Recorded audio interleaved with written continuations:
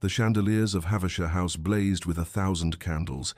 their light catching and scattering through crystal drops like captured stars, casting dancing shadows across the polished parquet floor, where silk skirts swirled in patterns as intricate as the music that filled the air with longing. The scent of hothouse roses mingled with expensive perfumes and the warm, living smell of bodies in motion,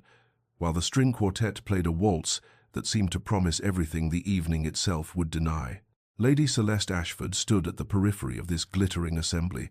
her gloved hands clasped before her pale blue gown, a colour her mother had insisted would complement her complexion, though Celeste suspected it only emphasized her plainness, and watched as Lord Edmund Fairchild guided Miss Arabella Winters through the intricate steps of the dance, with a smile that only hours ago she had foolishly imagined might someday and be directed at her with genuine affection.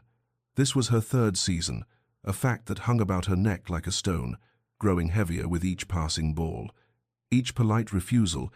each pitying glance from matrons who had long since given up, including her name in their matchmaking calculations.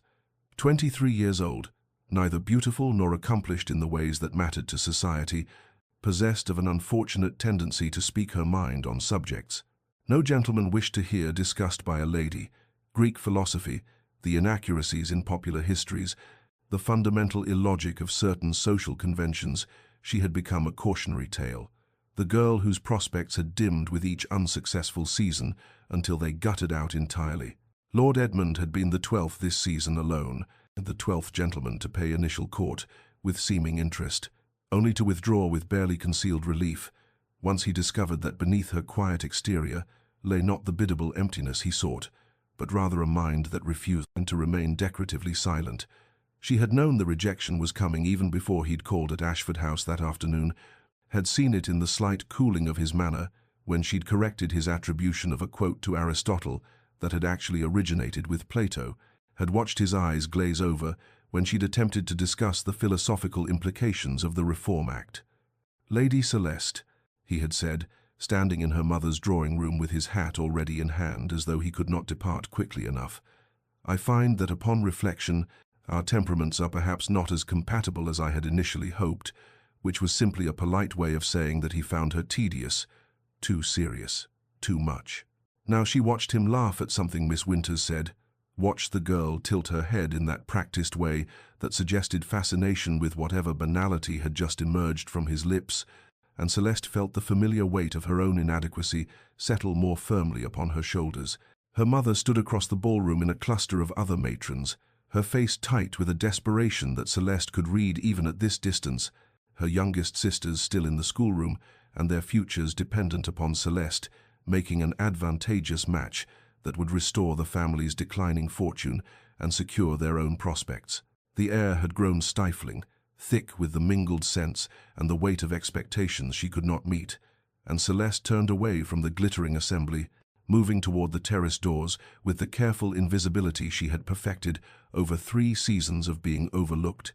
slipping through the heavy curtains into the cool mercy of the night air beyond. The terrace stretched before her like a strip of borrowed peace, the cool night air washing over her heated skin as she moved away from the French doors and their spill of golden light, her slippers soundless against the stone flagging. And it was only when she reached the balustrade overlooking the darkened gardens that she realized she was not alone. A figure stood in the shadows at the far end of the terrace, the orange glow of a cheroot briefly illuminating sharp features before fading back into darkness. And Celeste's breath caught in her throat as she recognized the tall, broad-shouldered silhouette of Sebastian Thorne, the Duke of Ravenmore, a man whose very name was spoken in whispers, edged with fear and fascination. The Devil Duke, society called him, though never to his face, this man of 32, who had withdrawn from polite company 7 years ago, following some scandal, the details of which were never spoken plainly, but only hinted at in the kind of coded language ladies used when discussing matters,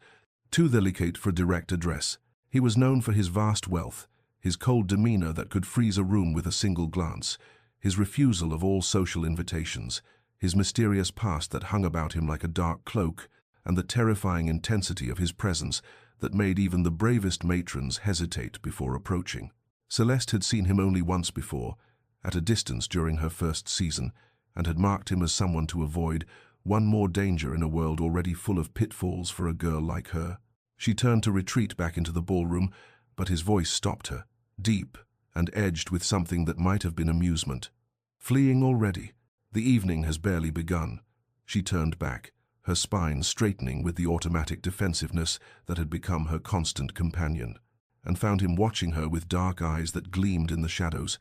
"I required air, Your Grace." The ballroom was rather stifling. He took another draw on the cheroot, the ember flaring briefly, and she saw his mouth curve in something that was not quite a smile. A diplomatic answer. "What is the truth, I wonder? Did some gentleman prove insufficiently appreciative of your charms?" The question should have been impertinent, but something in his tone suggested genuine curiosity rather than mockery, and Celeste found herself answering with an honesty that surprised her. "My 12th rejection of the season, actually. Lord Edmund Fairchild. He withdrew his suit this afternoon." She expected pity, or perhaps the kind of false sympathy she had learned to recognize, but instead, the Duke gave a short bark of laughter that he quickly suppressed, though his eyes continued to gleam with what she now recognized as dark humor. 12? In a single season? That must be something of a record, lady." He paused, waiting. "Ashford, Lady Celeste Ashford." She lifted her chin, refusing to show shame. "And yes, I believe it may well be unprecedented." "The marriage market?" he said, his voice laden with cynicism as he moved closer, stepping into the light spilling from the ballroom so she could see his face properly for the first time, handsome in a harsh, angular way, with high cheekbones and a mouth made for cruelty, or perhaps for passion, she could not say which. Society's grandest spectacle, where men and women parade themselves like livestock at Tattersall's, hoping for the best price. His words echoed her own unspoken thoughts, so precisely that she felt a strange kinship with this man she did not know, this devil in gentleman's clothing. "You disapprove, Your Grace?" "I find it tedious beyond measure," he replied, flicking ash from the cheroot over the balustrade. "The endless pretense, the carefully orchestrated encounters, the lies wrapped in pretty words and prettier gowns. At least you have the distinction of honesty in your failures." She should have been offended, but instead found herself almost smiling. "You are refreshingly direct, Your Grace. Most people prefer to pretend I am simply unlucky rather than fundamentally unsuitable."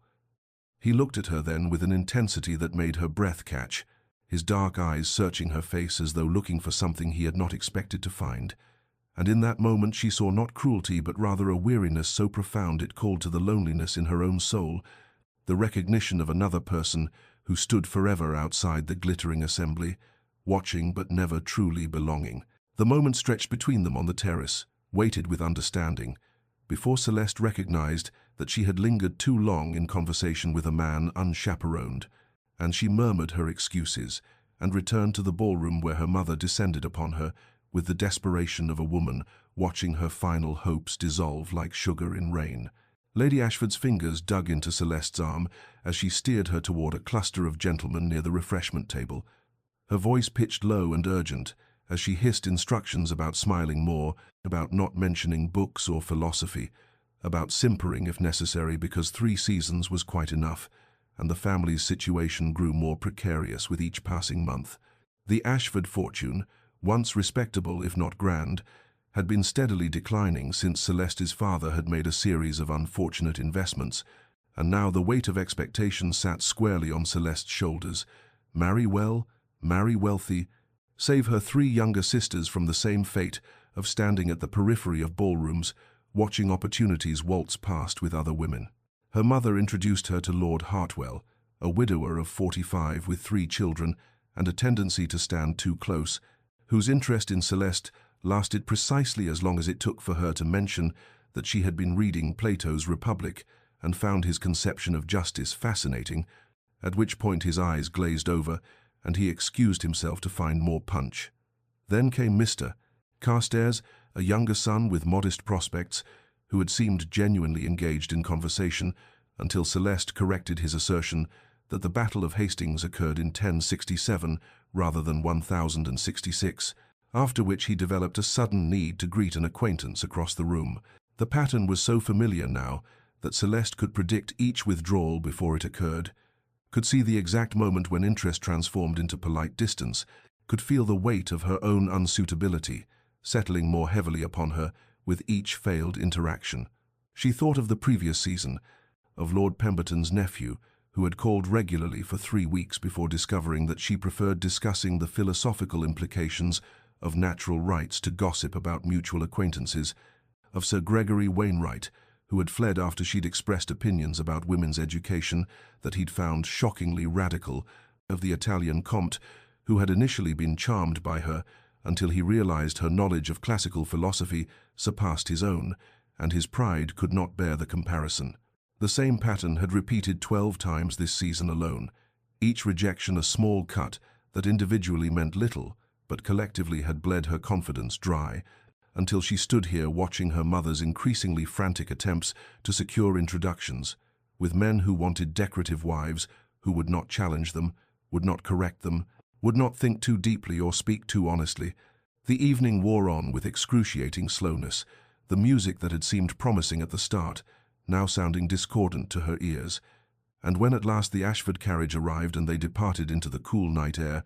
her mother wept silently in the corner, while her father stared out the window with the expression of a man contemplating the ruin of everything he had hoped to build. And neither spoke because what was there to say that had not already been said 100 times before? Celeste pressed her forehead against the cool glass and watched the darkened streets of London roll past.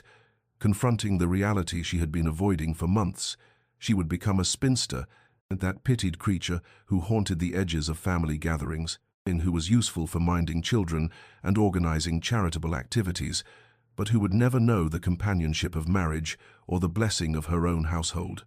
And while part of her rebelled against this fate,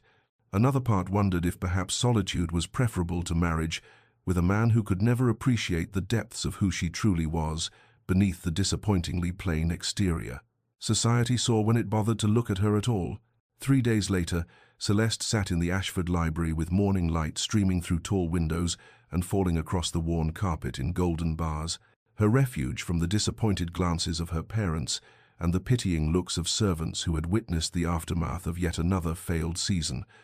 And she had finally allowed herself to contemplate what she had been avoiding. That spinsterhood was not merely a possibility, but an inevitability, that she would spend her life in this house, or perhaps in the household of a married sister, where she would be useful but never essential, that the dreams she had harbored of companionship and a household of her own must be carefully folded away like gowns that no longer fit and stored in the dark corners of her heart where hope went to die. She had just opened Aristotle's Nicomachean Ethics, seeking the consolation of philosophy that had never failed her before, when Peters the butler entered with a silver salver bearing a single letter, the heavy cream paper sealed with crimson wax, stamped with an unfamiliar crest that she did not immediately recognize. And when she broke the seal and unfolded the letter, her breath caught in her throat as she read the elegant copperplate script, inviting Lady Celeste Ashford to take tea with the Dowager Duchess of Ravenmore on Thursday next at 3:00, if such an appointment would be convenient. The confusion that flooded through her was so complete that she read the letter 3 times to ensure she had not misunderstood, because she had never met the Dowager Duchess, had no connection to the Ravenmore family, beyond that single brief conversation with the Duke himself 3 nights ago on a darkened terrace, and she could conceive of no reason why this formidable woman would extend such an invitation, unless it was some elaborate joke or mistake. She pulled the bell rope to summon her mother, who arrived breathless and anxious, and when Celeste showed her the letter, Lady Ashford's eyes widened with an expression of hope so desperate it was painful to witness, her mother immediately beginning to plan what Celeste should wear and how she should conduct herself, and what this unprecedented attention might mean for the family's prospects. Celeste spent the intervening days researching what she could discover about the Dowager Duchess, learning that she was 82 years old, that she had withdrawn from society 6 years ago after some unspecified dispute with her grandson, that she was known for her sharp intelligence and sharper tongue, that she had been a great beauty in her youth and had made a brilliant match with the previous Duke, and that those who had known her spoke of her with a mixture of respect and trepidation that suggested she was not a woman to be trifled with or underestimated. When Thursday arrived, Celeste dressed in her most appropriate day dress of dove-grey silk with minimal ornamentation, her hair arranged simply because she had learned long ago that attempting elaborate coiffures only emphasized the plainness of her features. And she descended to the waiting carriage with her mother's fervent instructions, ringing in her ears about making a good impression and not mentioning anything too scholarly or controversial. The journey across London seemed interminable, her nerves increasing with each turn of the wheels, and when at last the carriage drew up before Ravenmore House, she felt her breath catch at the sight of the imposing Gothic structure, with its dark stone facade and pointed arches and gargoyles leering down from the roofline, the house perfectly suited to a man called the Devil Duke. And she gathered her courage and stepped down from the carriage into whatever fate awaited her beyond those heavy oak doors. The interior of Ravenmore House was as imposing as its exterior,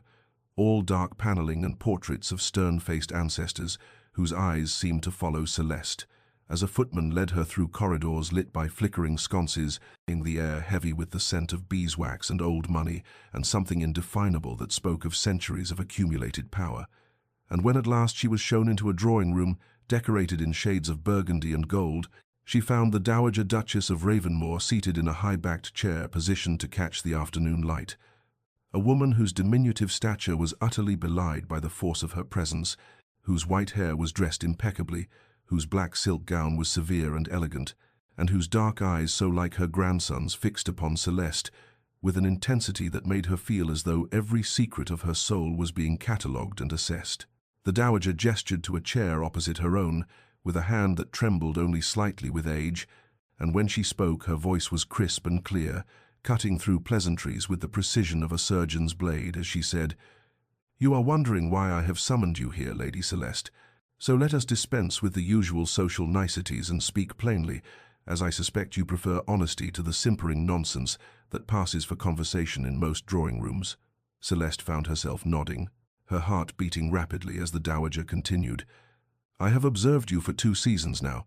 and I have watched 12 fools reject a woman of substance because they were too shallow to recognize intelligence as a virtue rather than a flaw, and I have concluded that you are precisely the sort of person my grandson needs, which is why I am proposing that you marry him."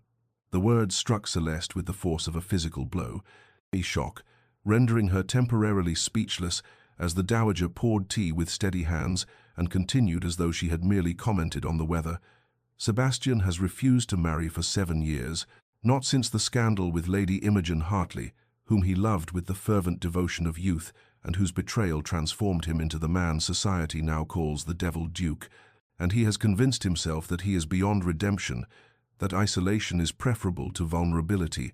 But I am 82 years old, and I will not leave this world until I have seen him settled with a woman who can appreciate the man he truly is beneath the armor he has constructed." Celeste finally found her voice, stammering that surely there must be some mistake, that she was the least suitable candidate imaginable, that she had been rejected by 12 men this season alone, and what could she possibly offer a duke? And the dowager's laugh was sharp as cut glass as she replied, "My dear child, it is precisely your so-called ordinariness that makes you extraordinary. You have not been corrupted by beauty's vanity if you have not learned to manipulate through charm. You possess genuine intelligence and authentic character, and most importantly, you will not be dazzled by his title or his wealth, but will see the lonely, wounded man who tends orchids in a conservatory because plants cannot betray him as people have done." The revelation that the dowager knew about her grandson's botanical pursuits, about the conversation Celeste and Sebastian had shared on the terrace 3 nights prior, suggested a level of observation and manipulation that was simultaneously impressive and terrifying, and Celeste felt the weight of expectation settling upon her shoulders as the dowager explained that she had been watching Celeste specifically since her first season, had noted her kindness to wallflowers, her patience with bores, her refusal to gossip cruelly about others, her quiet dignity in the face of repeated rejection, and had concluded that here was a woman of character who could be trusted with her grandson's damaged heart. When Celeste protested that the Duke had given no indication of wishing to marry anyone, least of all herself, the dowager smiled with a satisfaction that suggested she knew far more than she was revealing, and said simply, "Sebastian does not yet know what he wants, but I do, and I am asking you to consider this proposal seriously, to think about whether a marriage to my grandson, difficult and contrary as he may be, might offer you something more than the empty flattery of men who cannot appreciate your worth." Celeste sat in stunned silence, the tea growing cold in her cup, as she tried to process the extraordinary nature of this conversation, the audacity of the dowager's scheme, the terrifying possibility being laid before her like a path through dark woods that might lead either to salvation or destruction. And when she finally spoke, her voice was barely above a whisper as she requested time to consider. To which the dowager nodded with approval and said that wisdom required contemplation, and that Celeste was welcome to walk in the gardens while she thought, and that whatever she decided, she should know that the offer was made in absolute sincerity and with the deepest respect for her character. Celeste stepped from the drawing-room into the Ravenmore gardens, with her thoughts in such tumult that she scarcely noticed the beauty surrounding her, the carefully tended parterres and gravelled walks, the roses climbing ancient stone walls, the sound of water trickling from a moss-covered fountain, and she found herself wandering without direction as she attempted to impose order upon the chaos of her emotions, weighing the practical advantages of such a match against the terror of binding herself to a man whose reputation preceded him like thunder before a storm, a man who was called the Devil Duke and who had isolated himself from society for 7 years, and yet she could not forget the weariness she had glimpsed in his eyes on that darkened terrace, the suggestion of pain carefully hidden beneath layers of cold courtesy. She had nearly convinced herself that the entire proposal was madness, that she should politely decline and return to her inevitable spinsterhood with dignity intact, when she rounded a hedge of lavender and found herself facing a vast glass structure that could only be the conservatory, its panes catching the afternoon sun and reflecting it in brilliant fragments, and even as she stood arrested by its beauty, the door opened and Sebastian Thorne emerged, and her breath caught, because he was utterly transformed from the immaculate gentleman she had met before. His shirt sleeves were rolled to his elbows, revealing forearms marked with soil. His waistcoat was unbuttoned, his dark hair was dishevelled as though he had run his fingers through it repeatedly, and he carried a terracotta pot containing some exotic specimen she could not identify. His expression, one of complete absorption, until he looked up and saw her standing there. The surprise that crossed his features was quickly replaced by something harder, a defensive wariness that made her heart ache with recognition because she understood that impulse to protect oneself from further wounds, and when he spoke his voice was cool as he said, "Lady Celeste, I was not aware we had a visitor, though I suspect my grandmother has been meddling again in affairs that do not concern her." She found herself responding with honesty that surprised them both, telling him that yes, the dowager had extended an invitation for tea, and no, she would not reveal what had been discussed because it was a private matter, and she had merely requested permission to walk in the gardens while she considered certain things, and his dark eyes studied her with an intensity that made her feel exposed, as he said, "My grandmother has peculiar notions about what might constitute my happiness, notions I have repeatedly attempted to disabuse her of without success." Celeste moved closer to examine the plant he held, recognizing it as some variety of orchid, though unlike any she had seen in England, and she asked what species it was, a question that clearly startled him because his expression shifted from wariness to something approaching interest. As he explained, it was Cattleya labiata from Brazil, notoriously difficult to cultivate in England's climate, requiring specific temperature and humidity conditions, and she listened with genuine fascination, asking informed questions about its care that revealed her own botanical reading, and for several minutes they spoke of nothing but plants, the conversation flowing with an ease that felt almost miraculous after the stilted exchanges she typically endured in drawing rooms. He invited her into the conservatory without seeming to realize he had done so, and she followed him into warmth and humidity and the overwhelming scent of growing things, surrounded by specimens from every corner of the world. And when their hands accidentally brushed as she leaned forward to examine a particularly striking bloom, she felt a jolt of awareness that shocked her with its intensity, a connection she had never experienced with any of the 12 men who had courted and rejected her, and she saw in his eyes that he had felt it too, before he stepped back abruptly and said, in a voice gone cold again, "You should know that I will never marry, Lady Celeste, that whatever schemes my grandmother has concocted are doomed to failure, that I am not a suitable husband for anyone, and have no intention of becoming one."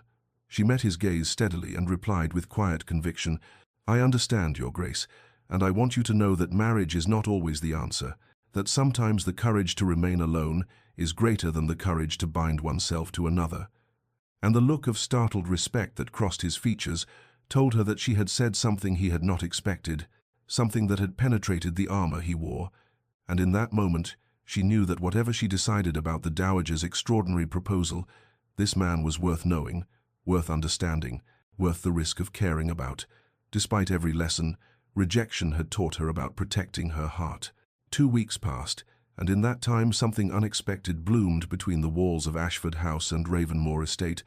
carried not through visits or social calls, but through the far more intimate medium of written correspondence, initiated when a package arrived for Celeste 3 days after her visit to the conservatory, wrapped in plain brown paper and containing a leather-bound volume titled Medicinal Properties of Tropical Flora, with a simple note in bold masculine handwriting that read, "You expressed interest in the healing applications of exotic specimens. I thought this might prove informative. S.T." Celeste had held that note for longer than was entirely rational, tracing the decisive strokes of his pen, imagining him at his desk, composing those few brief lines, and she had written a thank you in return, intending to keep her response brief and appropriate,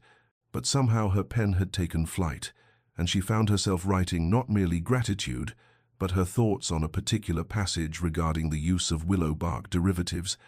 And when his response arrived 2 days later, it was not a polite acknowledgement, but a detailed expansion of her observations, complete with references to his own experiments, cultivating medicinal plants in the conservatory's controlled environment,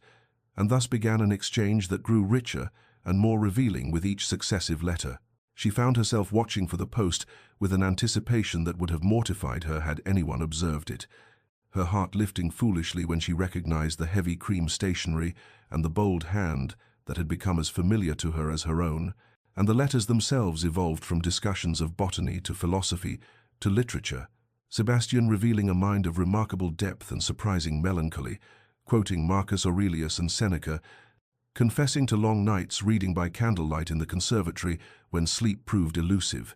admitting to a loneliness he had convinced himself was preference, but which his words betrayed as exile. Celeste responded with equal honesty, sharing her own solitary habits, her love of Greek philosophy which had so appalled her suitors, her conviction that an examined life was worth the social costs, and in those written exchanges she felt a freedom she had never experienced in drawing rooms, where every word was weighed for its marriageability, where intelligence must be concealed lest it frighten away potential matches. She wrote to Sebastian of her thoughts on Aristotle's concept of eudaimonia,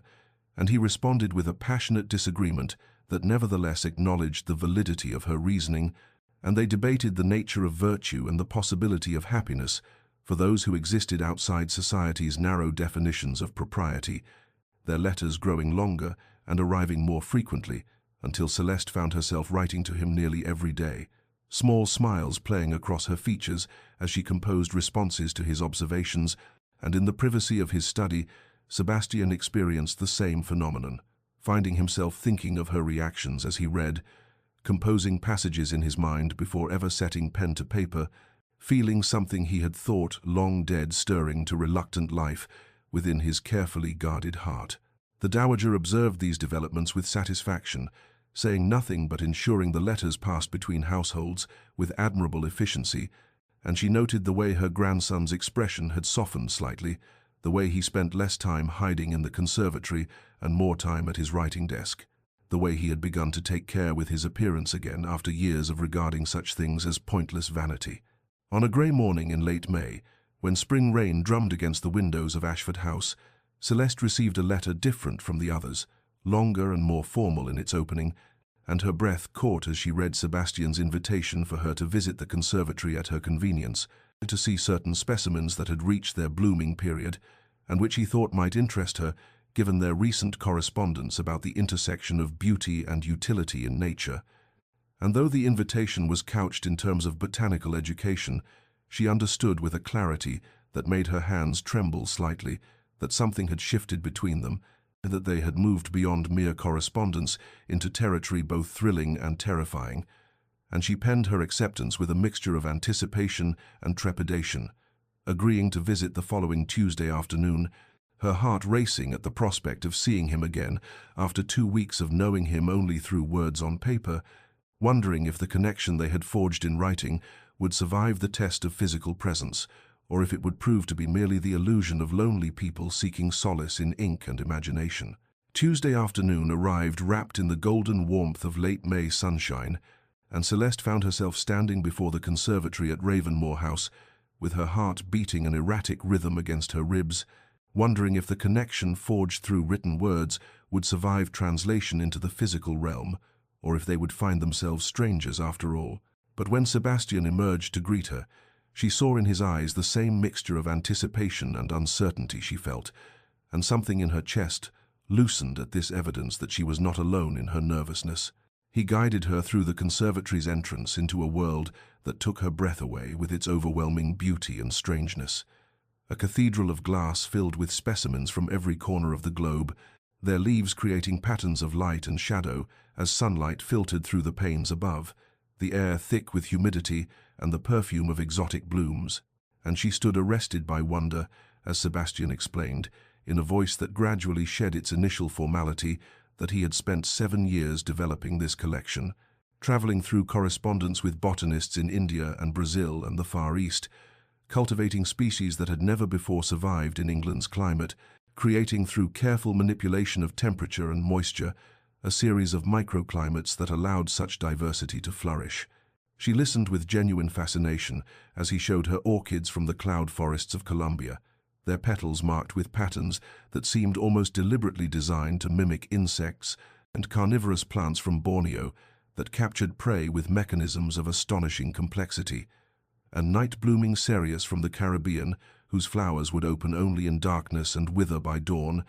And in his explanations, she heard not merely botanical knowledge, but passion kept alive through years of isolation, the vulnerability of a man sharing what he loved most with someone he hoped might understand. Celeste asked questions that revealed her own study, drawing connections between the specimens and the texts they had discussed in their letters, and she saw pleasure flash across his features. Each time her observations demonstrated genuine comprehension rather than polite pretense, and they moved deeper into the conservatory's green heart, so absorbed in conversation that they forgot the careful distance they had maintained, until they stood before a particularly striking specimen of Cattleya labiata, the Brazilian orchid from their first encounter, and Sebastian reached to adjust its position to better catch the light, while Celeste leaned forward to examine the intricate structure of its bloom, and their hands brushed with an electric awareness that jolted through her entire body,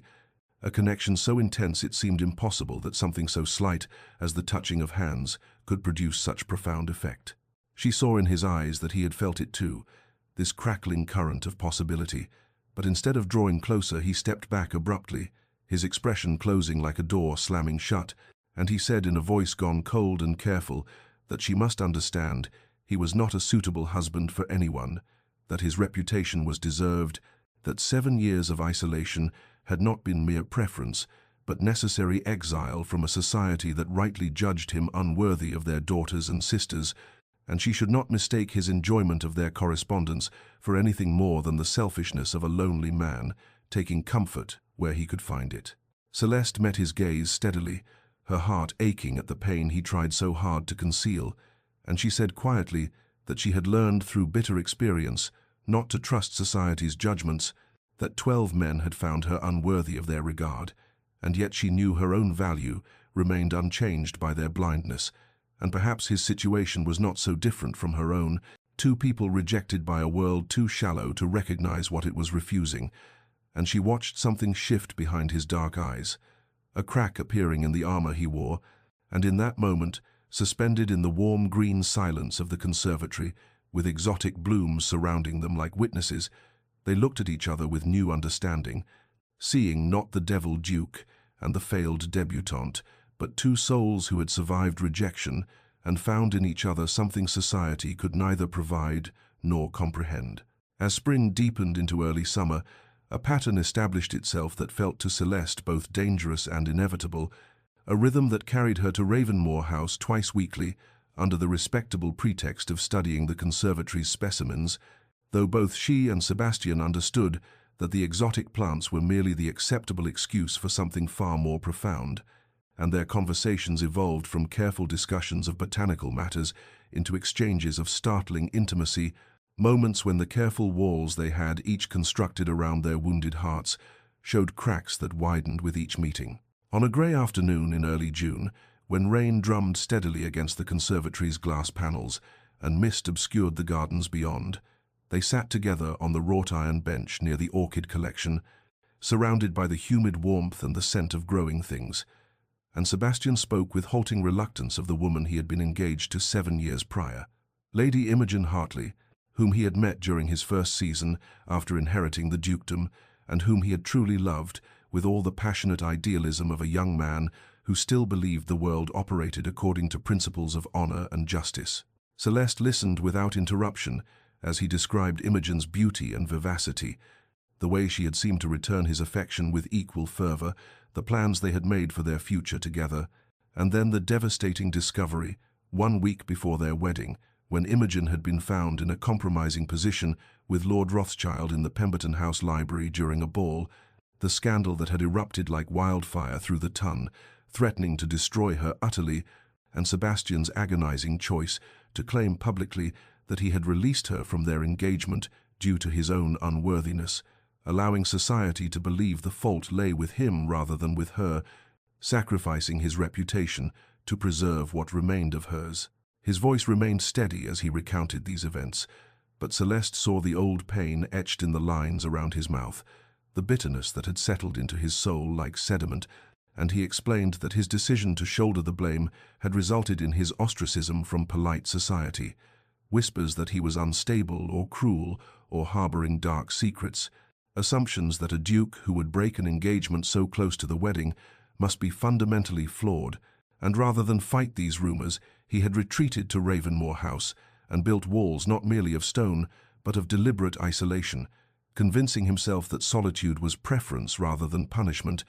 that he had no need of a world that operated on such shallow principles. The rain intensified against the glass, creating a cocoon of sound that made their conversation feel even more private, and Celeste reached out to place her hand over his where it rested on the bench between them, a gesture of comfort that felt both completely natural and utterly unprecedented, and she told him quietly that such nobility of character deserved better than 7 years of self-imposed exile, that he had punished himself far longer than any supposed crime warranted. But Sebastian shook his head with a bitter smile and said that she did not understand how society operated, how once judgment had been passed there could be no redemption, how he had become the devil duke in their eyes and would remain so regardless of the truth. And besides, he added with a bleakness that made her heart ache, perhaps isolation was what he deserved for being fool enough to trust in love in the first place. Celeste felt the weight of his words settle over the conservatory like the heavy moisture in the air, and she knew with sudden clarity that this moment required absolute honesty, that anything less would be a betrayal of the fragile trust they had built through their letters and conversations, and so she tightened her fingers over his hand and said with quiet intensity that he was wrong to believe he deserved punishment, that the nobility he had shown in protecting Lady Imogen's reputation was not a crime requiring penance, but an act of extraordinary character. And yes, society had judged him harshly, but society's judgment was proving itself spectacularly unreliable, given that it had rejected her 12 times this season alone for the unforgivable sin of being intelligent and honest. She saw resistance flicker across his features, the instinctive denial of someone who had lived too long with self-recrimination to easily release it. But she pressed forward, leaning slightly closer as the rain continued its steady percussion against the glass above them, and she told him that nobility of character sometimes required not the performance of great sacrifices, but the simple acceptance of forgiveness, the harder task of allowing oneself to be released from the prison of past mistakes. And she could see in his eyes that her words were striking against walls he had spent 7 years constructing. Sebastian opened his mouth to argue, to retreat behind the familiar armor of cynicism, but Celeste found herself speaking before he could form the words, and what emerged was not the comfort she had intended to offer him, but rather the raw confession of her own pain, the accumulated weight of 12 rejections that had left her feeling fundamentally flawed, as though something essential was wrong with her at a level so deep that no amount of effort could correct it. And she heard her voice waver as she described the slow erosion of self-worth that came with repeated dismissal, the way each suitor's withdrawal had felt like confirmation that she was indeed too plain, too serious, too strange to deserve love, until she had nearly convinced herself that spinsterhood was not merely her likely fate, but perhaps what she actually merited. The words hung in the humid air between them, more vulnerable than anything she had intended to reveal. And she saw Sebastian's expression transform with fierce denial, all trace of his own self-pity vanishing as he turned to face her fully, his hand capturing hers with sudden intensity, and he said with a vehemence that startled her that she must never believe such poisonous nonsense, that those 12 fools who had rejected her were precisely that fools, blind and shallow creatures who could not recognize value when it was offered to them, and their rejection reflected not her unworthiness, but rather their own fundamental inadequacy as judges of character. His dark eyes blazed with an emotion she had never seen there before, something protective and almost angry, and he continued in a voice rough with feeling that society's judgment meant nothing, that a world which prized empty flattery over genuine intelligence and vapid compliance over honest discourse deserved no credence in matters of the heart, and if she believed herself unworthy, then what hope was there for any of them? Because if someone of her integrity and depth could be deemed insufficient by such shallow standards, then the entire system revealed itself as corrupt beyond redemption. Celeste stared at him, her breath catching at the passion in his defense of her, and she saw in that moment the first true crack in his emotional armor, the place where his protective walls had given way to reveal the man beneath, and something shifted between them in that rain-shrouded conservatory, a recognition that they had both been wounded by the same cruel world, and that perhaps their wounds might heal more easily if tended together. But before either could speak further, they heard footsteps approaching and voices echoing through the glass structure, and Sebastian released her hand with visible reluctance as Morrison appeared to announce the arrival of Lord and Lady Pemberton, bringing with them news of the upcoming midsummer ball and expectations that could no longer be avoided. The drawing room at Ashford House felt smaller than usual 3 days after the interrupted conversation at Ravenmoor, as though the walls had contracted with the weight of Lady Ashford's increasing desperation, and Celeste sat with rigid posture on the settee while her mother paced before the windows overlooking the street, wringing her hands in a gesture that had become habitual during these final weeks of the season,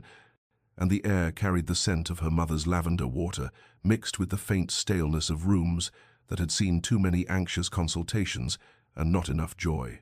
Lady Ashford's voice trembled as she outlined what she termed their final opportunity, explaining that the midsummer ball at Pemberton House would mark the season's conclusion, that families would depart for their country estates immediately thereafter, and that if Celeste had not secured an offer by then, all hope for her younger sister's prospects would dim considerably, given that the Ashford family's dwindling fortune could not support 3 unmarried daughters indefinitely,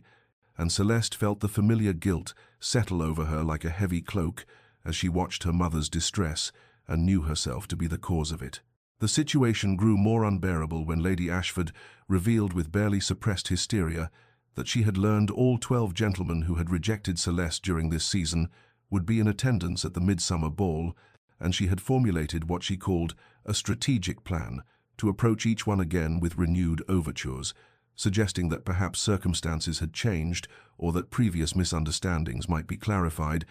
and Celeste listened with growing horror to her mother's elaborate schemes involving careful positioning in the ballroom and orchestrated encounters, understanding that her mother's love manifested as this desperate manipulation, but finding it no less mortifying for that understanding. She opened her mouth to protest, to explain that no amount of strategic positioning would change the fundamental fact that those 12 men had found her wanting and would not reconsider, but the words died in her throat when she saw the hope flickering in her mother's eyes, that terrible, fragile hope that refused to accept defeat. And so she merely nodded with what she hoped resembled agreement, while dread pooled cold and heavy in her stomach at the prospect of facing all 12 rejectors in one glittering assembly, of enduring their pity, or worse, their sudden mercenary interest, if rumors of her connection to the Duke of Ravenmore had spread through society's inexorable gossip networks. Meanwhile, across London in the Gothic splendor of Ravenmore House, Sebastian stood in his grandmother's sitting room, holding a cream-colored envelope embossed with the Pemberton crest, his jaw tight with barely controlled frustration as the Dowager watched him with eyes that missed nothing, and the invitation to the midsummer ball felt heavy in his hand, despite being merely paper and ink,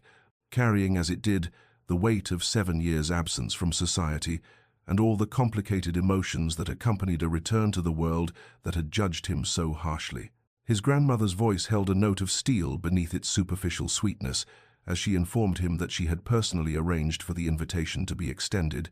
that she had made certain assurances to Lady Pemberton regarding his attendance, and most significantly, that she had indicated his intention to escort Lady Celeste Ashford to the ball, presenting this information as established fact rather than suggestion.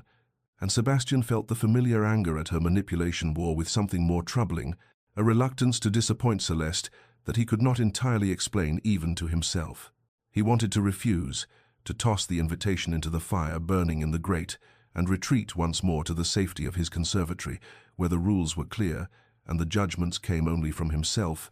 But when he closed his eyes, he saw Celeste's face as she had defended him against his own self-recrimination, heard her voice saying that nobility of character required acceptance of forgiveness, and he realized with uncomfortable clarity that refusing this invitation would be a form of cowardice, a retreat into the isolation he had claimed to choose, but which felt increasingly like a prison, and so he found himself agreeing with a curt nod that sent satisfaction flickering across his grandmother's features, even as his own heart hammered with something that felt disturbingly like fear. The afternoon sun cast long shadows across the entrance hall of Ashford House when Morrison announced the Duke of Ravenmore's arrival, and the effect of those words upon the assembled family was immediate and electric. Lady Ashford's teacup, clattering against its saucer as she rose with such haste that her skirts nearly upset the side table, Mr. Ashford's newspaper rustling to the floor forgotten,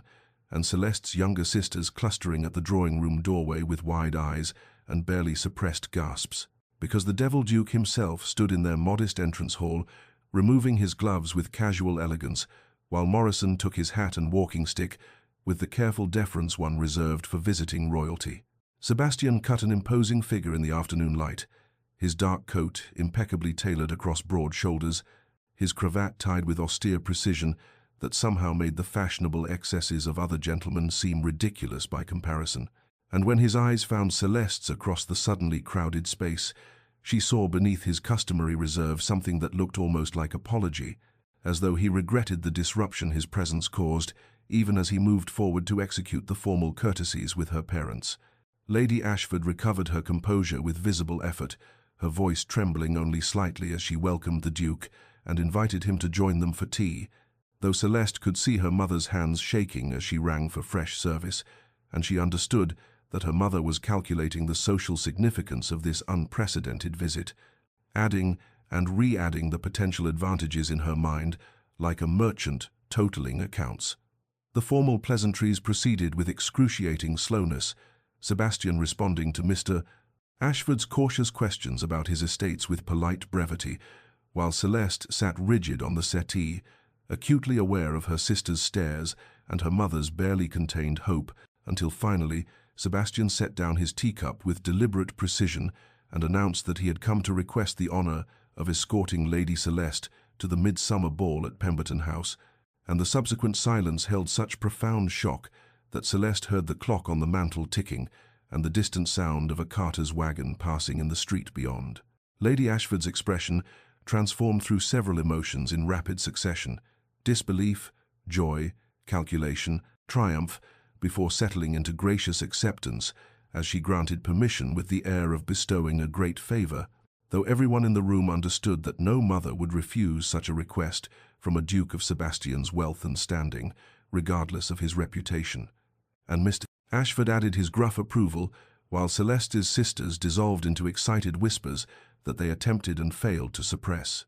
The formalities concluded, Lady Ashford suggested with transparent intent that perhaps the Duke and Celeste might wish to take a turn about the garden, and Sebastian rose with alacrity that suggested he had been hoping for precisely such an escape,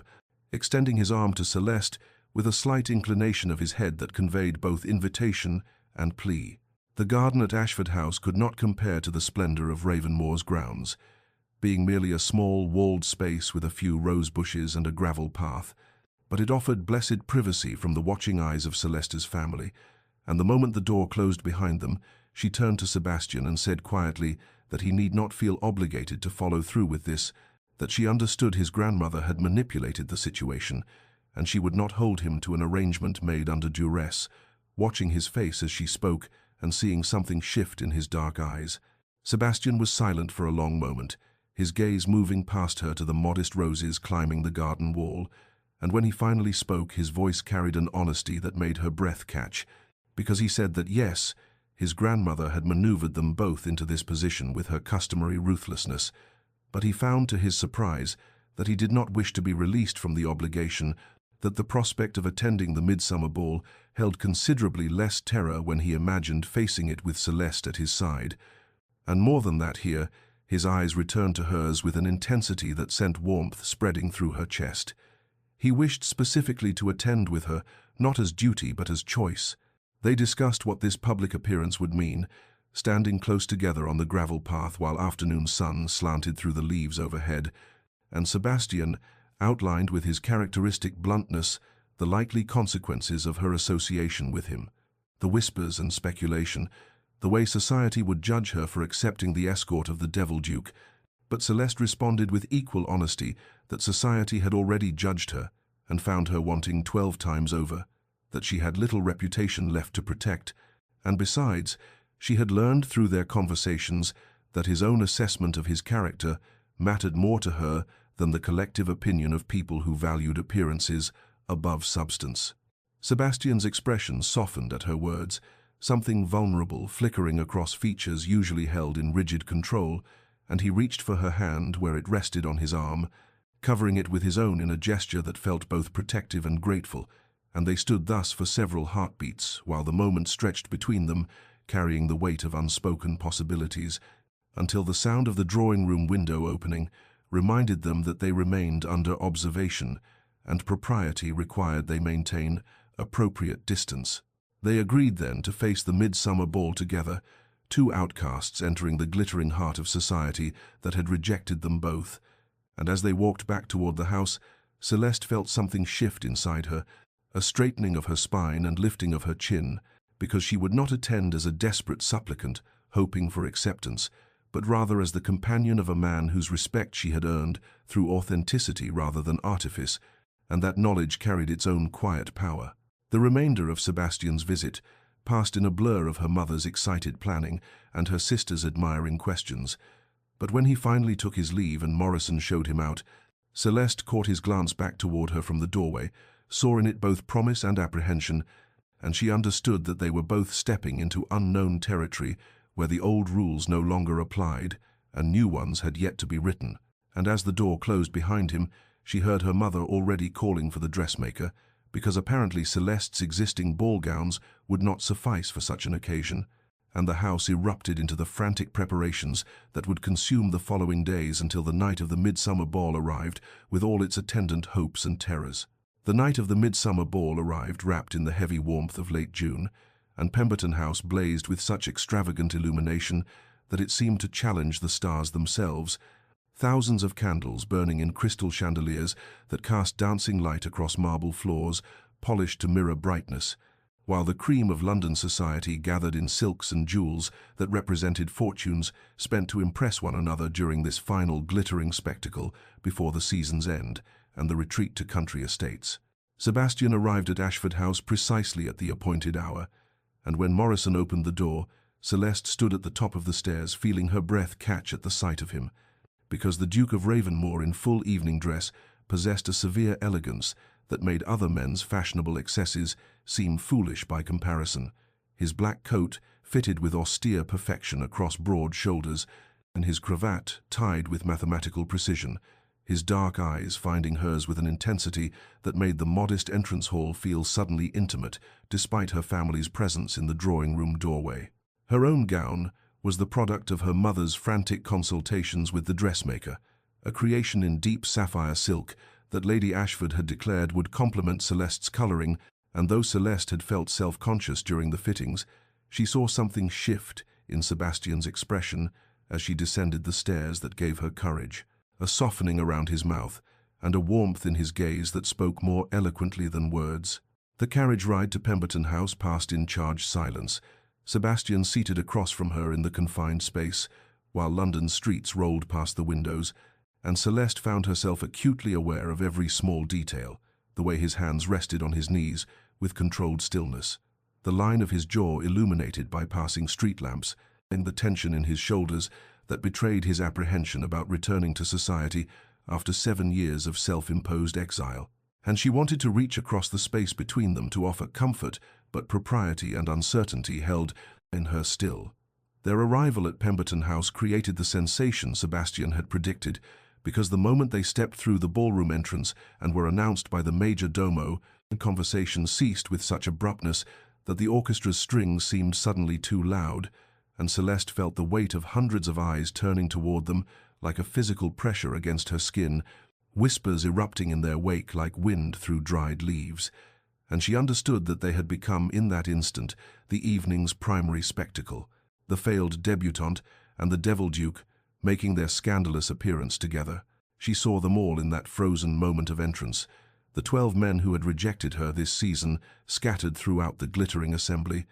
Lord Edmund Fairchild, near the refreshment tables with his mouth slightly agape, Lord Hertford, by the windows looking startled, young Mr. Pemberton actually taking a step backward as though their presence might contaminate him, and the humiliation she might have felt at facing them all together transmuted into something else entirely when Sebastian's hand found her elbow, and with gentle pressure, positioning himself slightly forward in a gesture that was unmistakably protective, his dark eyes sweeping the ballroom with cold assessment that dared anyone to offer insult. The crowds parted before them as they moved deeper into the ballroom, not with welcoming warmth but with the deliberate separation one might give something dangerous or contagious, and Lady Pemberton's greeting, when they reached their hostess, carried such barely concealed disdain beneath its superficial courtesy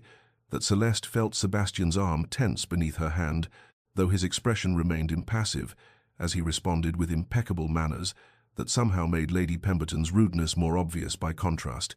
and Celeste realized that they would spend this entire evening isolated within the crowded ballroom, 2 outcasts, whose presence together had violated some unspoken rule about acceptable scandal,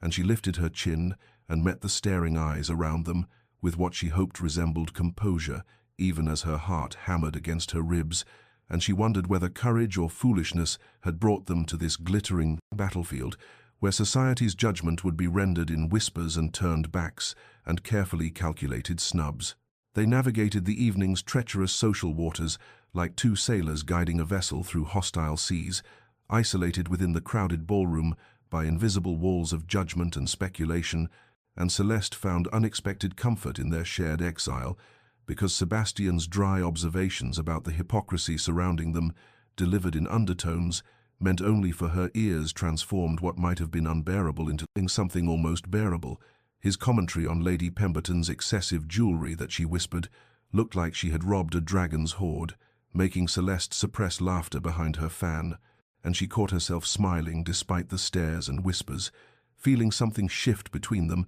as they stood together against society's collective disapproval. The orchestra had just concluded a country dance when Celeste noticed a ripple of renewed interest moving through the assembly, heads turning toward the entrance where a woman stood framed in the doorway, and she felt Sebastian's entire body tense beside her before she understood who had arrived, because Lady Imogen Rothschild swept into the ballroom with the confidence of one who had survived scandal and emerged triumphant, her emerald gown a declaration of prosperity, her beauty undimmed by the 7 years since her own public disgrace,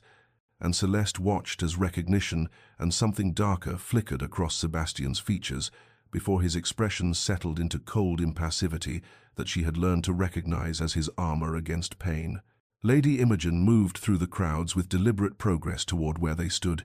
and Celeste felt Sebastian's hand tighten almost imperceptibly on her elbow, saw the muscle working in his jaw, and when Imogen finally reached them and extended her hand with a smile that held complicated layers of meaning, Sebastian's bow over her gloved fingers carried such frigid courtesy that frost might have formed in the air between them. His Lady Rothschild, a masterpiece of polite contempt that made Imogen's smile falter for just an instant, before she recovered and expressed pleasure at seeing him return to society after so long an absence. The exchange was brief but charged with histories that Celeste could only partially understand, Imogen's eyes flicking between Sebastian and Celeste with calculation visible beneath social pleasantries, her questions about how they came to be acquainted together, carrying undertones that suggested she found their pairing curious if not incomprehensible, and Celeste felt protective fury rising in her chest at the subtle condescension in Imogen's tone, at the way this woman who had shattered Sebastian's trust now studied them both as though they were specimens of interest, and she found herself stepping slightly closer to Sebastian's side in a gesture of solidarity that was not lost on Imogen's observant gaze. When Imogen finally moved away to join her husband near the card-room, Sebastian exhaled slowly, and Celeste saw beneath his controlled facade the cost of that encounter, the old wound reopened by proximity to the woman who had betrayed him, and she wanted to offer comfort, but before she could speak, the orchestra began, the opening strains of the first waltz, and the ballroom's atmosphere shifted again as gentlemen moved toward ladies they wished to partner, and Celeste braced herself for the awkwardness of standing unchosen while couples formed around them. But instead she found herself suddenly surrounded by approaching figures, and to her shock she recognized Lord Hertford and Mr. Pemberton, and even Lord Edmund Fairchild, moving toward her with expressions of intent that made her stomach clench with confused apprehension. They converged upon her with transparent purpose. These men who weeks earlier had rejected her suit or shown no interest whatsoever, and now suddenly they competed for her attention with declarations of admiration that rang hollow as cracked bells. Lord Hertford, mentioning that he had always appreciated her scholarly nature, Mr. Pemberton claiming he had been meaning to call upon her family, and Edmund Fairchild stepping forward with presumptuous familiarity to suggest that surely she would grant him this dance given their long acquaintance, and Celeste understood with sickening clarity that her association with the wealthy Duke of Ravenmore had transformed her in their mercenary eyes from unmarriageable bluestocking into desirable connection, that they saw her now only as potential pathway to Sebastian's influence and fortune, and the humiliation of this realization burned through her chest, because even now, even standing beside a man who had shown her genuine respect, society's judgment reduced her to an object of calculation rather than a person of worth, and she felt Sebastian's fury radiating beside her like heat from banked coals as he observed the transparent opportunism of these assembled hypocrites who now clustered around the woman they had previously dismissed without a second thought. Lord Edmund Fairchild stepped forward with the presumptuous confidence of a man who believed his own revised history, his voice pitched deliberately loud enough to carry across the immediate vicinity, as he declared that he had long held Lady Celeste in the highest regard and would be honored if she would grant him the pleasure of this waltz, the transparent falsehood of his claim making Celeste's breath catch in her throat, because this was the same man who 3 weeks earlier had informed her father that while he found her conversation stimulating, he could not, in good conscience, offer for a woman whose interests were so unfashionably intellectual, and now he stood before her weaving fiction about long-standing admiration, while his eyes calculated the advantage of connection to the Duke of Ravenmore's considerable fortune and influence. Before Celeste could summon words to refuse him, Lord Hertford inserted himself into the growing spectacle with his own declaration of having always appreciated her scholarly nature, conveniently omitting that he had withdrawn his suit after one stilted conversation in which she had corrected his misattribution of a Plutarch quotation. And then Mr. Pemberton joined the chorus, claiming he had been meaning to call upon the Ashford family,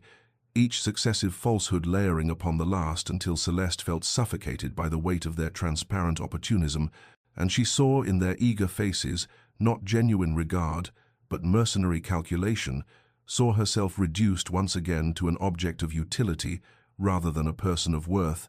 except now her value derived entirely from her proximity to Sebastian, rather than any inherent quality she possessed. The other rejected suitors pressed closer, creating a small crowd around her that drew the attention of nearby guests who turned to observe this unexpected display, and Celeste felt the familiar burn of humiliation rising in her chest, because even in this moment, when she stood beside a man who had shown her genuine respect, society's judgment still found ways to diminish her, still rendered her invisible, except as a potential pathway to masculine power and wealth,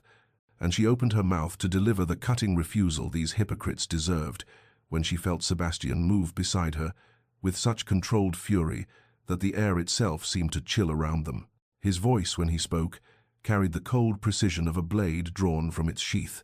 cutting through the assembled suitors' declarations with devastating clarity as he addressed Lord Edmund directly, observing in tones of deadly courtesy that it was remarkable how rapidly a man's long-standing regard could develop in the space of 3 weeks, since Sebastian had it on excellent authority that Fairchild had rejected Lady Celeste's suit less than a month prior, with particular emphasis on her unsuitability as a wife, and the shocked silence that followed this observation rippled outward through the ballroom like ice forming across still water. Edmund's face flushed dark red as surrounding guests absorbed Sebastian's implication, and he began some stammering protest about misunderstanding. But Sebastian continued with relentless precision, his dark eyes moving across each of the assembled opportunists as he catalogued their hypocrisies with surgical exactness, noting how convenient it was that Lord Hertford had overcome his aversion to intelligent women, how fortuitous that Mr. Pemberton had remembered his intention to call just as Lady Celeste appeared in the Devil Duke's company, how transparent their mercenary calculations appeared to anyone with eyes to see, and Celeste watched as these men who had rejected her withered beneath Sebastian's contempt, while the watching crowds absorbed every word with avid attention that would fuel gossip for weeks to come. The ballroom had fallen into that peculiar stillness that precedes either violence or revelation. The orchestra's instruments silent, hundreds of eyes fixed upon the unfolding confrontation, and Celeste saw in the frozen faces around her shock and calculation, and in some cases barely concealed delight at this spectacular breach of propriety, but she found she could not summon concern for social consequences because Sebastian's defense of her worth had cracked something open in her chest, some long-defended fortress of resignation, and when he turned from the assembled hypocrites to face her directly, his expression transforming from cold fury to something infinitely more tender, she felt the entire glittering ballroom recede until only the two of them existed in this charged moment of suspended possibility. And she understood before he spoke that everything was about to change irrevocably, that they stood together at the precipice of choice that would define both their futures, and she lifted her chin and met his gaze with acceptance of whatever came next, with trust in this man who had seen her clearly when society rendered her invisible, and she waited for Sebastian to speak the words that would claim her publicly before these assembled witnesses and transform her from society's reject into the Devil Duke's chosen bride. Sebastian turned from the assembled hypocrites to face Celeste directly,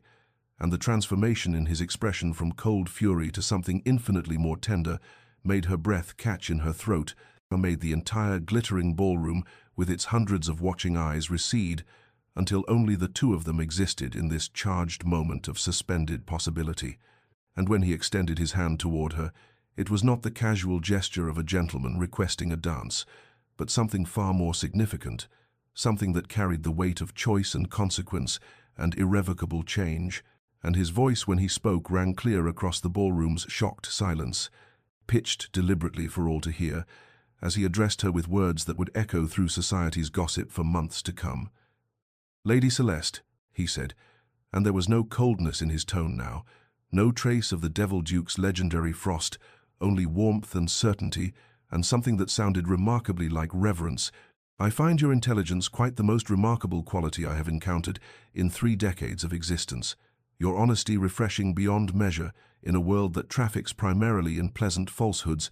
and your character admirable in ways that shame the shallow judgments of lesser minds." And Celeste felt tears prickling behind her eyes as he continued,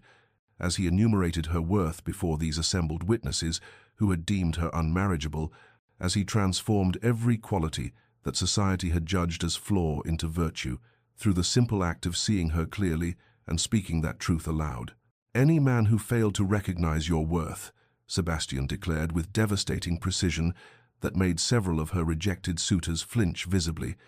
"is a fool of the highest order, blind to what stands before him, and I count myself fortunate, beyond deserving, that their collective blindness has left you unattached and free to consider my own suit, for I would be honored beyond expression if you would grant me this waltz." And the shocked gasps that rippled through the ballroom were nearly drowned by the pounding of Celeste's heart as she understood what he was offering her, not merely a dance, but a public declaration of intent that would bind them together in society's eyes and transform her from failed debutante into the chosen bride of the Duke of Ravenmore. She stood at the precipice of choice, aware that she could refuse this spectacular gesture, could protect herself from the scandal of association with the Devil Duke, or could retreat into the safer obscurity of spinsterhood rather than stepping into the glare of public scrutiny that acceptance would bring. But as she met Sebastian's dark eyes and saw in them genuine regard rather than mercenary calculation, saw the vulnerability beneath his controlled exterior, and saw the man who had defended her worth when she had struggled to defend it herself. Celeste knew her answer with the same certainty that she knew the sun would rise tomorrow, and she placed her gloved hand in his with a small smile that held no hesitation whatsoever. Her quiet, "I would be honored, Your Grace," carrying across the silent ballroom like a bell announcing transformation. The orchestra seemed to understand the significance of the moment, for the opening strains of the waltz began immediately, and as Sebastian led her onto the floor, Celeste was aware that they would dance alone, that no other couple would dare join them in this charged space, and that every eye in the ballroom would fix upon them with avid attention that would fuel gossip and speculation and judgment for weeks to come. But when Sebastian's hand settled at her waist and her palm met his, when they began to move together in the waltz's elegant patterns, she found she could not summon concern for society's opinions, because the intimacy of their proximity overwhelmed all other awareness, and she looked up into his face and saw reflected in his expression the same wonder and certainty that filled her own chest, and they danced together through the glittering ballroom as though they moved through a world containing only the two of them. Sebastian's whispered, "Forgive me for creating such spectacle. I could not bear their presumption another moment," met with Celeste's equally quiet. "There is nothing to forgive. I have never been more grateful for anything in my life." And as the waltz carried them in graceful circles beneath the chandelier's cascading light, Celeste understood that this dance marked the death of one life and the birth of another, that she would never again be the rejected debutante standing at the periphery of society's glittering assemblies, but neither would she be diminished into merely the Devil Duke's bride, for Sebastian had claimed her not as possession but as equal, had elevated her worth in the very act of choosing her, and she felt something settle into place in her chest, some long-defended fortress finally surrendering to the siege of genuine regard, and she smiled up at him with uncomplicated joy as they waltzed together before the shocked assembly and dared anyone watching to question the rightness of their union. The waltz continued its elegant patterns as Sebastian and Celeste moved together through the glittering ballroom, and the intimacy of their proximity made conversation feel both necessary and impossible because there was so much to say. Yet the simple fact of dancing together seemed to communicate truths that words could only diminish, but Sebastian's voice when he finally spoke was low enough that only she could hear, pitched for her ears alone as he said, "I must confess something to you, Celeste. Something I have been attempting to deny for weeks now, but can no longer ignore in good conscience," and she felt her heart accelerate as she met his dark eyes and waited for him to continue, watching the vulnerability that crossed his features as he gathered courage to speak words that clearly cost him dearly. "I have come to care for you beyond friendship," he admitted, his hand tightening slightly at her waist as they turned through the waltz's graceful movements. "Beyond the intellectual companionship I told myself was sufficient, beyond the pleasant correspondence I convinced myself required no deeper examination, and my grandmother's scheming proved far wiser than I knew, because she saw what I was too blind and too frightened to acknowledge, that you are precisely the woman I need, the only woman I have ever truly needed, and I have been a coward for not recognizing this sooner." And Celeste felt tears prickling behind her eyes at his confession, because she had not dared to hope that her own growing feelings might be reciprocated, and assumed that his regard remained purely intellectual, despite the evidence of moments when their gazes held too long or their hands touched with electric awareness. "I, too, have been denying what I felt," she whispered back, her voice trembling slightly with the enormity of this admission, "telling myself that friendship with you was gift enough, that I should not presume to hope for more from a man like you." But Sebastian, these weeks of letters and conversations and stolen hours in your conservatory have transformed me in ways I am only beginning to understand, for you have shown me that my worth is not determined by society's shallow judgments, that intelligence and honesty and authenticity have value beyond the marriage market's calculations, and in teaching me to see my own worth clearly, you have also taught me to recognize genuine regard when it is offered. And she saw in his expression such relief and wonder that she knew her words had reached him and had broken through whatever remained of the walls he had built around his wounded heart. They danced on as Sebastian spoke of transformation, of how their connection had taught him to trust again after 7 years of bitter isolation, how her patient acceptance of his damaged past had shown him that forgiveness was possible, that he need not punish himself eternally for the sins of youth and the cruelties of circumstance. And Celeste responded with her own acknowledgement of transformation and of learning her own worth through his clear-eyed regard,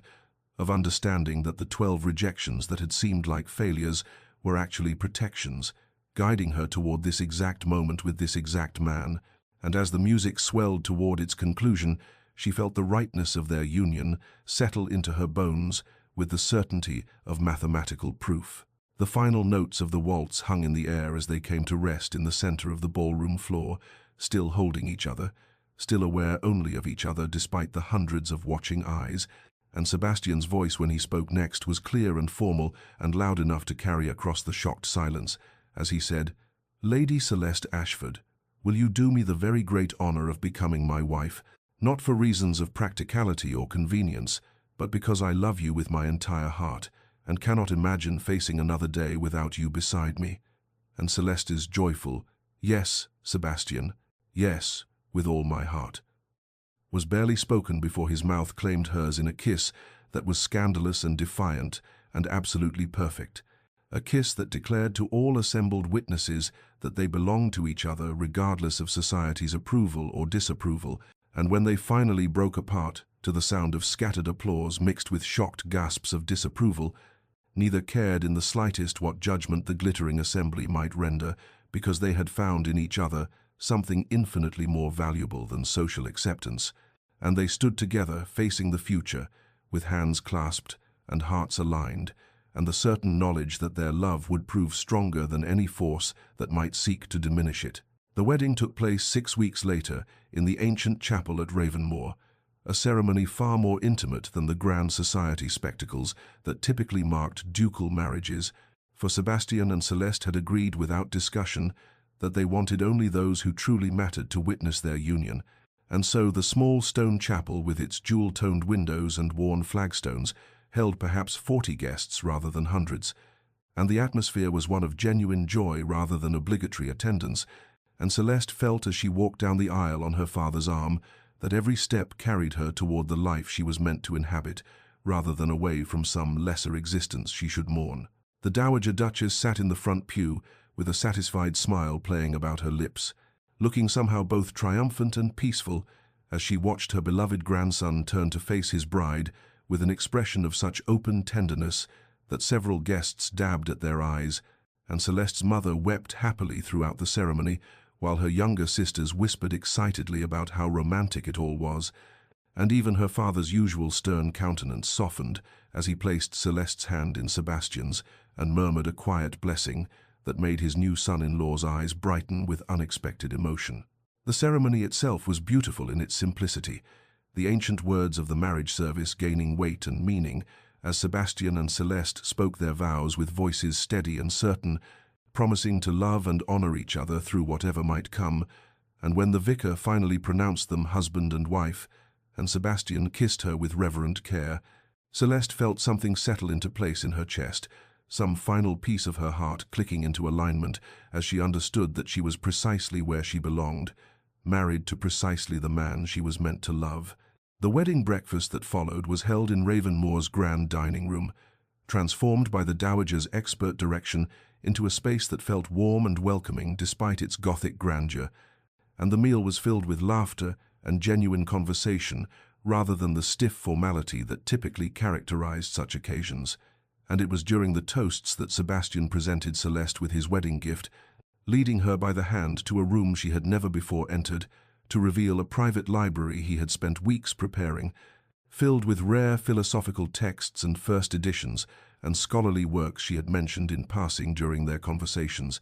each volume carefully selected to match her interests and arranged on shelves of polished mahogany, with a reading chair positioned perfectly to catch the afternoon light. Celeste's eyes filled with tears at the thoughtfulness of this gift, at the evidence of how carefully he had listened to her casual remarks and remembered her expressed interests, and her own gift to him suddenly felt inadequate until she saw his face when she presented it, a detailed botanical illustration she had labored over for days, depicting his favorite orchid in full bloom, rendered with such precision and care that he studied it in wondering silence before pulling her into his arms and whispering that it was the most meaningful gift he had ever received, because it proved she had truly seen him, had understood what mattered most to his heart. They departed for their honeymoon that same evening, amid showers of rice and cheerful farewells, bound for Italy on what Sebastian described as a botanical expedition, but what both understood was really an escape into private happiness, and the weeks that followed were filled with explorations of ancient gardens and Renaissance conservatories,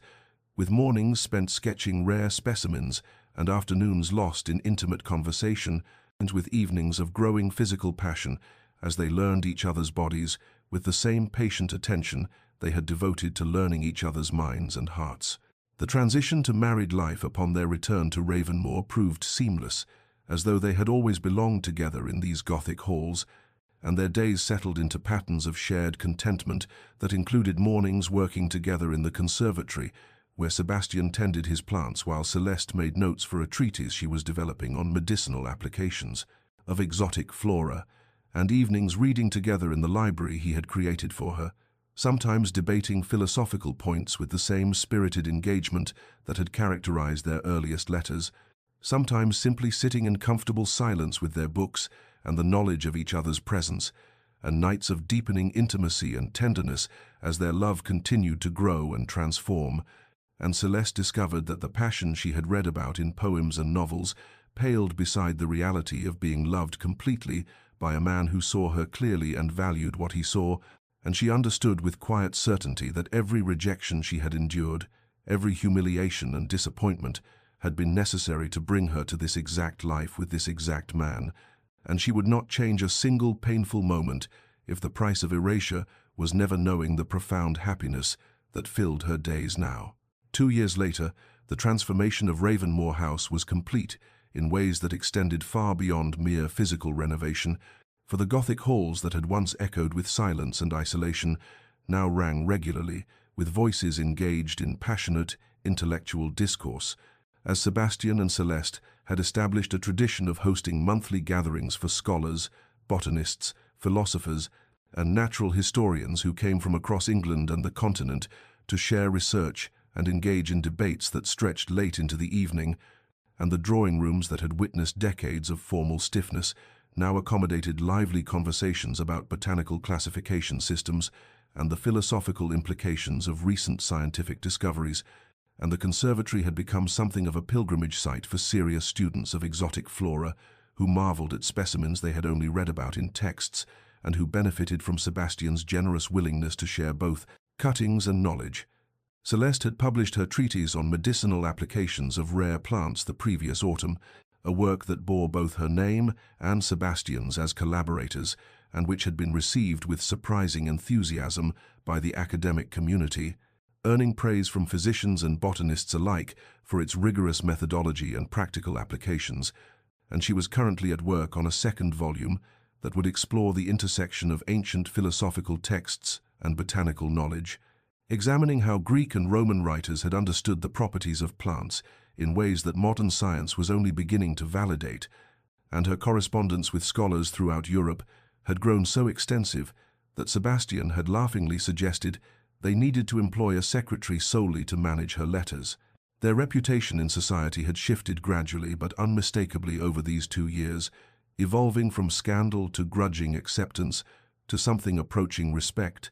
for while they would never be conventional by the ton standards, their obvious intellectual achievements and the caliber of guests they attracted to Ravenmoor had forced even the most hidebound members of society to acknowledge that the Devil Duke, and his peculiar duchess had created something of value, though there remained those who whispered about impropriety and unwomanly pursuits and the unseemliness of a duchess engaging in scholarly publication, whispers that neither Sebastian nor Celeste troubled themselves to address because they had learned that living well according to their own values constituted the only response worth making. On this particular September afternoon, Celeste stood in the conservatory with their infant daughter Eleanor, cradled in her arms, the child named for the dowager, who had passed peacefully in her sleep 6 months prior, with a satisfied smile on her lips, as though she had completed some great work and could now rest, and the baby reached out with pudgy fingers toward a magnificent white orchid bloom that swayed gently in the warm air, her dark eyes wide with wonder at the exotic beauty before her, and Sebastian moved to stand beside his wife and daughter, placing his hand gently on the small of Celeste's back, as he had done 1,000 times in their marriage, and the gesture as natural as breathing and as meaningful as any declaration of love. "She has your curiosity," Celeste murmured, smiling as Eleanor made cooing sounds and stretched determinedly toward the flower. "Already fascinated by growing things and beautiful specimens, and I suspect we shall find her conducting botanical experiments before she can properly walk." And Sebastian laughed softly as he guided their daughter's hand to gently touch the orchid's petal, teaching her even at this tender age to appreciate beauty with reverence rather than grasping possessiveness. And he said,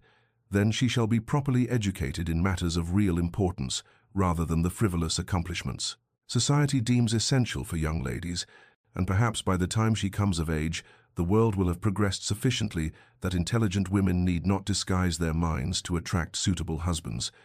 And Celeste leaned into his embrace as she reflected on the extraordinary journey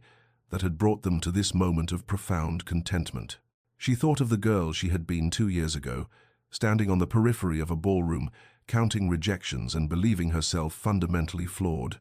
never imagining that those very rejections were protecting her from marriages that would have slowly extinguished everything essential about her nature. And she understood now, with the clarity that only hindsight provides, that society's judgment had been the greatest blessing of her life, because it had left her available when Sebastian entered her world, had kept her unencumbered by obligations to men who could never have valued what made her extraordinary, and every humiliation she had endured in those desperate seasons had been necessary preparation for recognizing genuine love when it appeared wearing the unlikely guise of the Devil Duke, and she would not trade a single painful moment if the price was never knowing this happiness,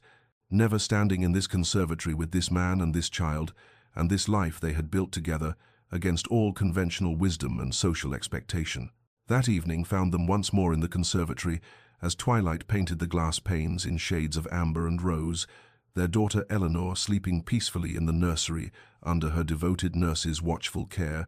and Sebastian and Celeste stood together among the orchids and exotic specimens that had witnessed so many of the crucial moments in their courtship, his arms wrapped around her from behind as they watched the last light fade from the sky and the first stars emerge in the deepening darkness.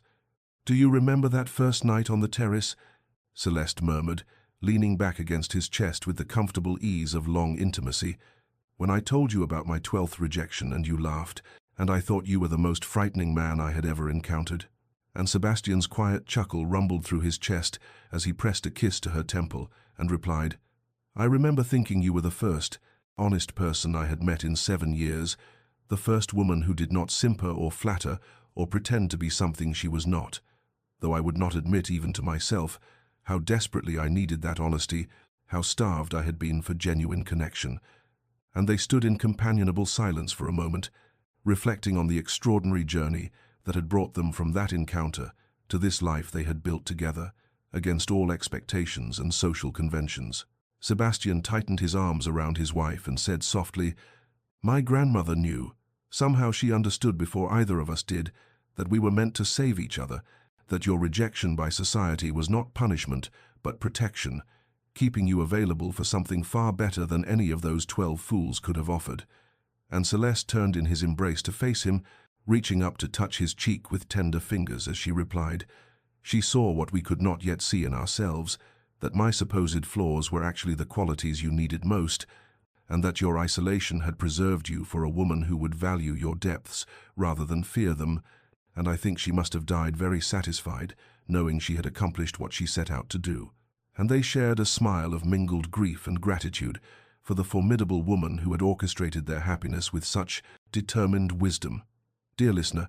perhaps you have faced rejection yourself. Perhaps you have stood on the periphery of some metaphorical ballroom, counting the ways in which you have been found wanting by those whose judgment seemed to matter. Perhaps you have believed the lie that rejection reflects your fundamental unworthiness rather than simply the blindness of those who could not see your value.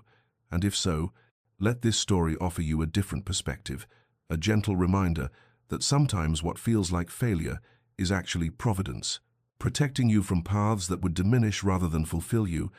that the right person will not require you to hide your intelligence or dampen your passion, or apologize for the very qualities that make you extraordinary, that patience and authenticity will ultimately lead you to connections far deeper and more meaningful than any gained through pretense or compromise. Your worth is not determined by those who fail to recognize it. Your value is not diminished by others' inability to perceive it, and the rejection that wounds you today may prove to be the greatest blessing of your life. When you look back from the vantage point of genuine happiness and realize that every closed door was necessary to keep you walking toward the one that would open onto your true home. Trust in the timing of your life. Have courage to wait for what is truly meant for you, rather than settling for what is merely available. And know that somewhere in this vast world, there exists someone who will treasure precisely those qualities that others have foolishly overlooked. Someone who will claim you not despite your uniqueness, but because of it. Someone who will stand with you in metaphorical conservatories at twilight and thank Providence for the rejections that left you both available to find each other. May you find peace in patience. May you discover strength in authenticity. May you recognize your inherent worth regardless of others' judgments. And may you eventually stand in your own version of happiness, wrapped in the arms of someone who sees you clearly and loves what they see. Understanding at last that every painful moment of waiting was preparation for this joy. Until we meet again in another story, rest well in the knowledge that your perfect match is also searching, also waiting, also trusting that the right connection will come at precisely the right time. This has been a Lullaby Library Tale, and if this story brought you comfort or hope, please consider subscribing to our channel and sharing it with someone who needs to hear that rejection is not the end of their story, but often the beginning of something far more beautiful than they dared imagine.